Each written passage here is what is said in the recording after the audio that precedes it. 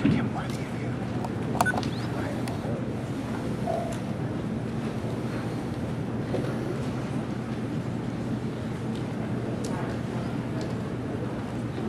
all the chairs are taken.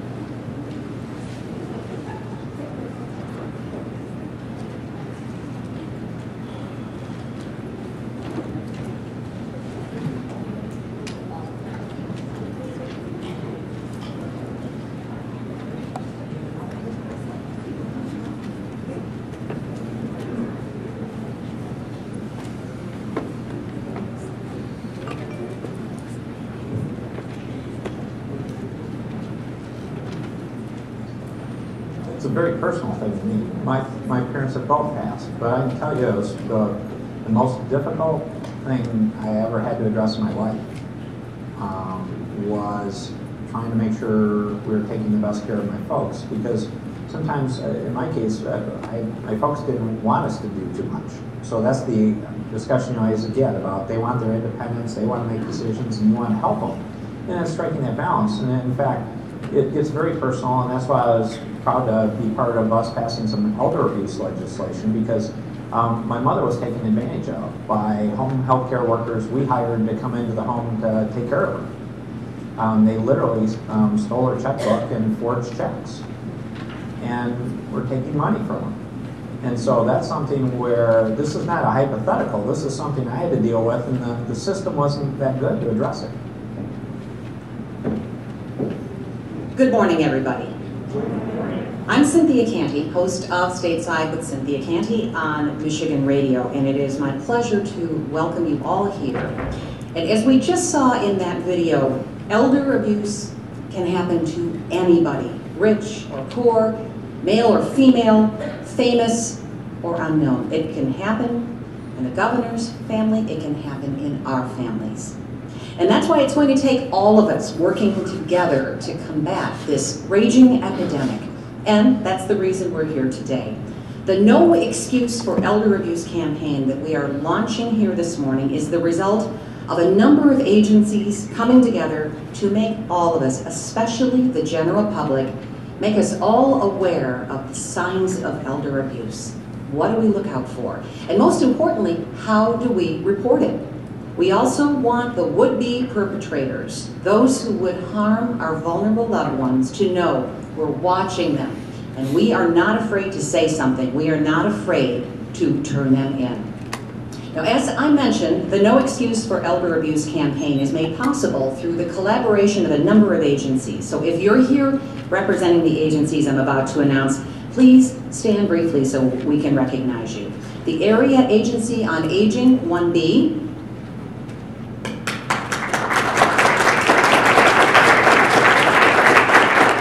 Neighborhood Legal Services, Michigan.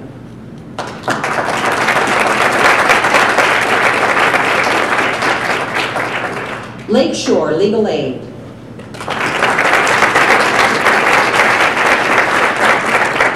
Catholic Social Services of Washtenaw County. Oakland Family Services. And the campaign is supported with funding from the Michigan Office of Services to the Aging.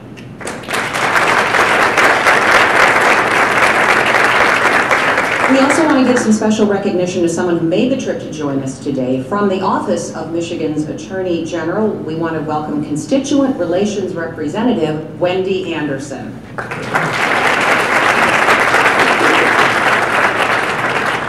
Now, you have already seen Governor Snyder in a clip from that video that I was pleased to narrate called Support at Home. And we are very pleased to have a representative from Governor Snyder's office with us this morning, Carrie Cederberg's Director of Michigan Office of Services to the Aging, and she has brought a message from the governor that she will share with us. Carrie Cederberg.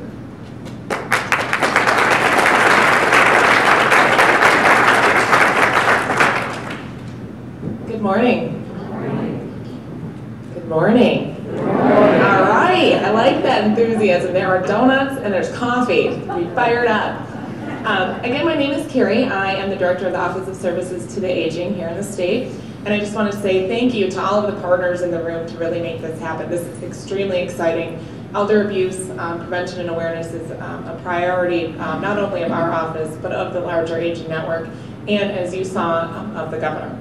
So I am going to try to channel my inner Governor Snyder here, and I forgot to wear the blue. But he has sent along a letter that I promised him that I would read. And don't worry, it's not too long. So, dear friends, it gives me great pleasure to welcome you to the No Excuse for Elder Abuse campaign launch. It is estimated that more than 2 million older adults are victims of elder abuse, neglect, and exploitation each year. Michigan's elders and vulnerable adults are valued community members who deserve to live with respect and dignity. Since only 1 out of 5 elder abuse cases are reported, we must continue to encourage citizens to learn more about the signs of abuse and the steps they can take to report that abuse. On behalf of the people of Michigan, I extend sincere thanks to the county agencies and organizations that have partnered and committed efforts in order to reduce elder abuse within our state. Again, welcome to the No Excuse for Elder Abuse campaign launch. Please accept my very best wishes for an inspirational and enjoyable event and a successful awareness campaign. So, that is signed on behalf of Governor Rick Snyder. And with that, again, I would just like to thank all of you for being here and all that you're doing for our nearly 2 million older adults throughout the state. And I'm going to keep it brief because, as you can see, we have a whole panel of people to hear from. So I just want to say thank you and enjoy the morning. Thank you, Carrie. And please thank the governor for us as well. Well, you don't have to think too hard to realize that elder abuse is really one of the most horrendous, yet one of the most underreported crimes in our land. It takes so many forms: physical, emotional, financial, as we heard from the governor. Yet they do all have one thing in common. They are crimes against the very people who helped each of us get to where we are today. Now, our best guess, and it's just a guess, is that there are 100,000 seniors in the state of Michigan who will become victims of someone looking to take advantage of them. And we say best guess because, as I said, most cases go unreported. That's because half of all the perpetrators are family members our seniors know and our seniors trust. On the financial side, the seniors could lose everything that they've worked so hard for, not to mention their dignity. And on the physical side, they could even lose their lives.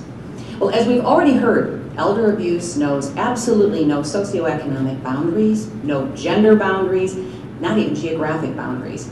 So that's why I am so thrilled to present this esteemed panel behind me. These high-ranking judges and prosecutors represent 7 counties in southeast Michigan. Each one of these people has agreed to serve as the champion for this campaign in their county. That they all managed to be in the same place at the same time is quite a testament to how important this campaign really is. So let me introduce them. From left to right, we have with us today Joseph Costello, who's Chief Assistant Prosecuting Attorney from Monroe County.